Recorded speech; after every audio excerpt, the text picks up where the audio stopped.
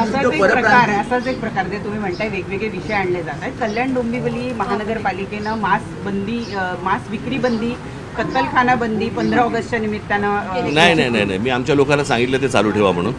कळलं का?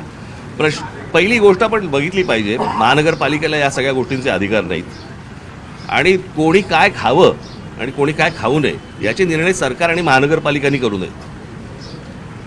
म्हणजे एका बाजूने आपण स्वातंत्र्य दिन म्हणून साजरा करायचा आणि खायचं स्वातंत्र्य नाही. म्हणजे स्वातंत्र्य दिनाच्या दिवशी तुम्ही कोणत्याही प्रकारची बंदी आणताय, मला असं वाटतं की हेच विरोधाभास आहे त्याच्यातच. म्हणजे आपण दोन गोष्टी आपण पाळतो की एक स्वातंत्र्य दिन आणि दुसरं म्हणजे प्रजासत्ताक, म्हणजे प्रजेची सत्ता, आणि इथे आपण स्वातंत्र्य म्हणतो. मग स्वातंत्र्य म्हटल्यानंतर तुम्ही बंदी कशी काय आणताय? आणि कोणाचे काय धर्म आहेत आणि कोणाचे काय सण आहेत याच्याप्रमाणे कोणी काय खावं ही गोष्ट मला असं वाटतं सरकारने सांगू नये, कोणत्याच सरकारने सांगू नये की कोणी काय खाल्लं पाहिजे आणि कोणी काय नाही खाल्लं पाहिजे.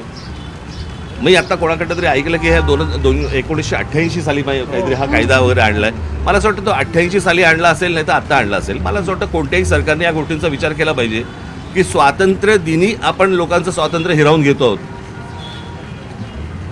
हे कोणता स्वातंत्र्य दिन?